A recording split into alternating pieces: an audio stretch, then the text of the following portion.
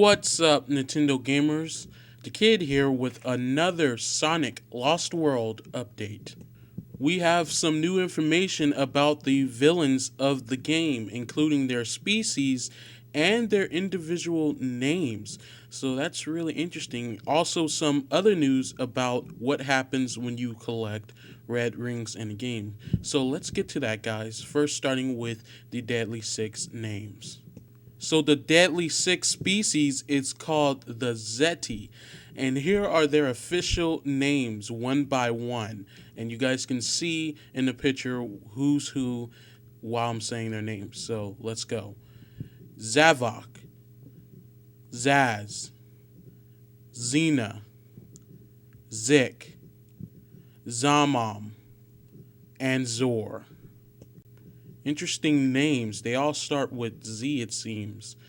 So, in other news with the red rings, according to a Sega rep at E3, if you collect all 5 red rings in the game, it will unlock new items and stages.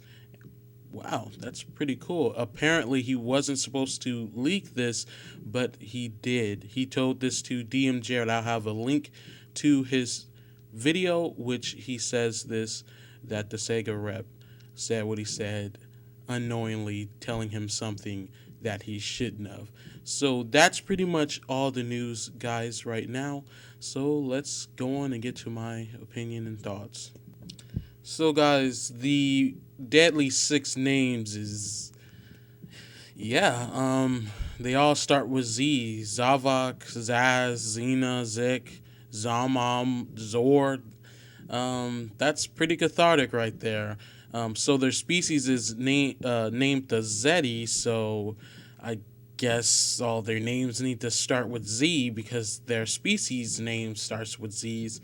It's really weird, actually, but it's different, I guess. I would say that their names do fit their look and the style and design of them. So that's all good and stuff. So the story involves Sonic and Dr. Eggman working together. I wonder how that's going to be and stuff, and how reluctant characters and especially Sonic is going to be to have to go along with, Eggman to stop something he pretty much started. And I don't know if this is the first time he worked with Eggman, but I know it really does pisses him off that, he has to help Eggman from these things destroying the freaking planet. So it's going to be an interesting concept and story this time around. Not that I really play Sonic or am really super interested in the story of Sonic games, but they hold your attention at least. So at E3, people saw gameplay and stuff, and I've seen a lot of gameplay videos of this game.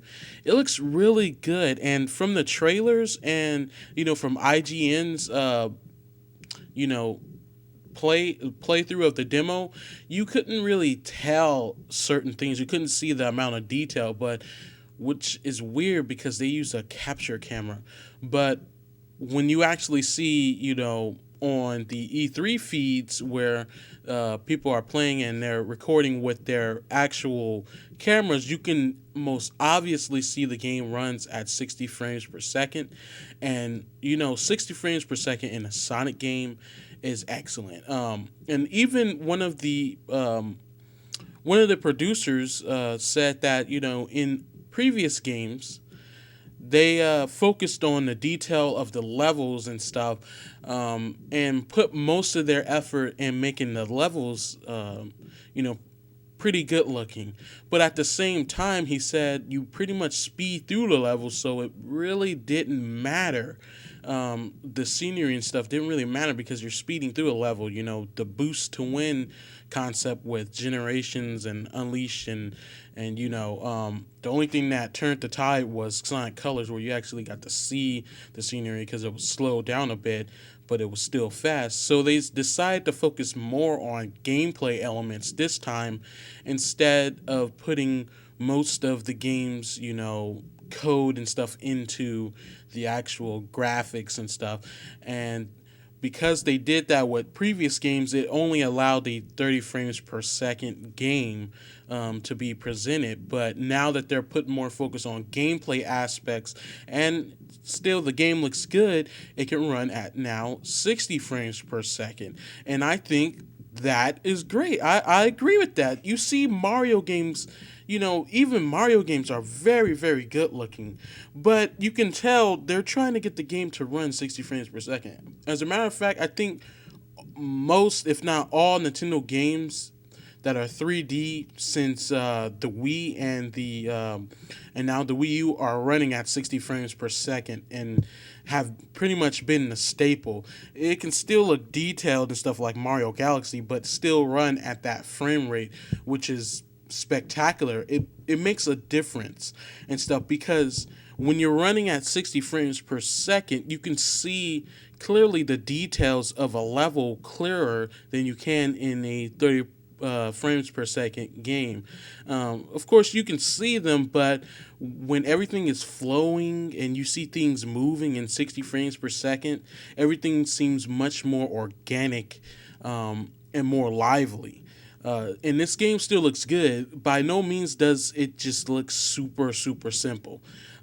Granted, it does look more simpler than the past games, but at the same time, it looks, it has enough going for it to feel like I'm playing a HD, or seeing an HD Sonic game, and it's running at 60 frames per second and looks beautiful. So I'm glad that they focused more on that because that blows, detailed scenery out the water is a good frame rate. And Sonic, of all things, needs to run at a good frame rate since his speed and stuff. You want to feel his speed, and I think if Sonic Generations and stuff ran at 60 frames per second, his speed will become more and more. You'll feel that sense of speed even more so because it looks like something that's happening in real time. So I'm glad that they focus on that. So those are my thoughts, guys. What do you guys think about the game and the 60 frames per second? Tell me in the comments below, and please subscribe and like this video. And I'll be doing more updates on Sonic Lost World as more things are revealed. Thank you for watching.